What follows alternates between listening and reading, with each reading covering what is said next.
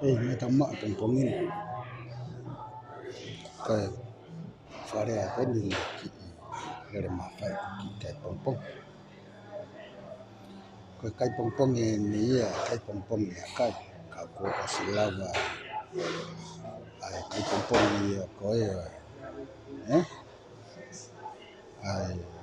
morning ritual ai ko kawan ni ki ni te fa ya pusap le ai ko ahlele kita ni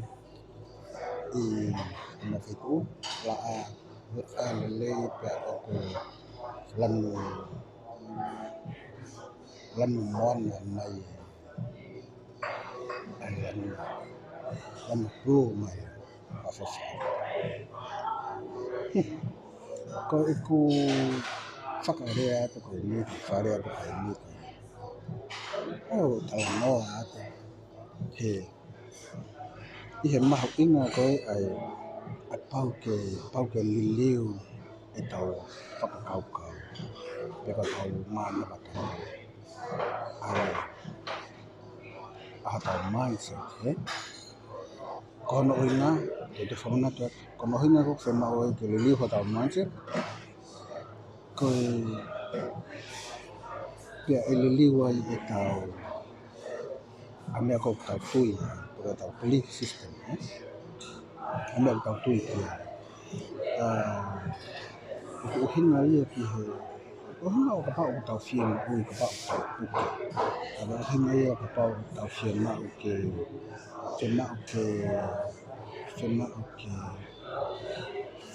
hau le ma tau whana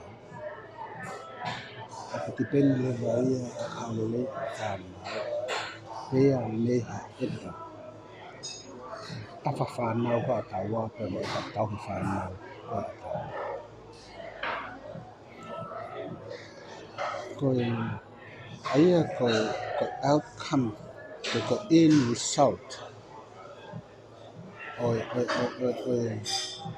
me ako ufima o kutipeni ia pia mehe eta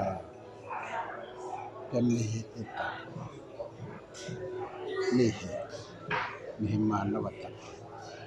pia ko pau ke liliu ko hinga ko pau ke liliu ai ko hinga ko ta firma ke liliu pia moe result pe ko outcome pe ko me ko ta firma ai oku pau ke iai i te koula ha pe ko tau mo ko whare ko koula ko nga no sa tau not ki ko koula pe ko kolo ko wa mau ing o ta firma o ke hoko ta firma ke ta o ki kai hen i he puke pe mai tau whana ko ha ko koula firma ke tau firma ke lava lue firma ke sai ho suka firma ke sai ho toto maalungan me ako to ako ya upigi kansa talana ke kansa ko maybe ko whakau ko he kai ni ko he kansa ko chemotherapy ya follow akau na langan Fernando Pérez o fla fo fa pem ka o te yai mai me ke heia te ke mau te ke fai te ke kiho fai to kansa mana tu ai me a ko ni o ko tola ye kakai kansa stage 4 ko now cancer free cancer free ko me mau ngai it's possible kata ai ko ye ka mo u ye ko mau fai chemotherapy fai mai me ai eta fataha ye mo me ko ye ki ha na fai to ko na to ki na cancer free o kai ka halasuen pa kai o kai ki o atu noa ia ai whakakaukau kai ni te kai information kai ni ko hana nga kai I didn't do it. I shared information that created here. The information, most of the information that I'm giving you is for you to consume it and create from it. And part of your creating from it is about the femak ke kiu, about femak ke mo ui, ko pau. Tapi osien takwen lima mo pehe ai pe. For chemotherapy, kau ke ilat ya ko underneath there. Aku ke femak ko ke ya kita ki imabah yang ngai ke tu ngam mo ui ta abu ka ko fa mo ui ko na ko watu e chemotherapy pa mo fa ka pa me han e ko hinga ko watu ko fa ka ko ni ke ilo o ko mo ui e ka kai nei he fai to o na to tana ki hifo ki chemotherapy pa ko ye ka lasi ya to chemotherapy so ko hinga ye ko e ko fakatala noa kapau ko ke film you have to change your mindset kapau ke liliho fakau ko na ka liliu ame akona ko ke tui ki kapau ko ke tui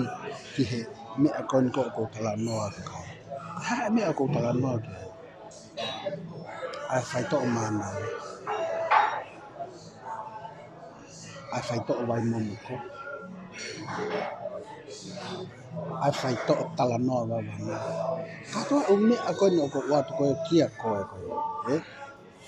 ilo langa aku mana va ipe langa ya you don't need I'm not suggesting that you do that you need just not ke watu ka ko pe ke tahai hanga challenge yourself hanga test yourself hanga fai mana wanu hanga watu ka ko hanga fai consistently kai o hin ko ha consistently fai ba hoko o ha o hinga fai hoko fai ke fai to tolu ke sio ke to ha halili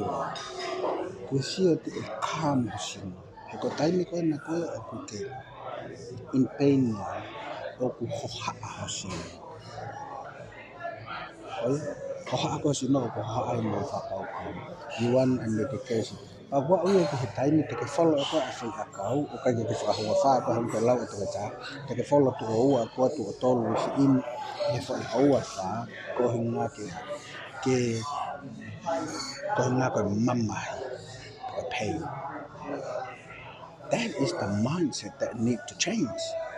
taka change a mindset ko ya kapau ko hinga ke li ho tu ki ai oha o whakakau ki ai menga hine ako tala noa ka mana it's not just a mana but they're killing you there's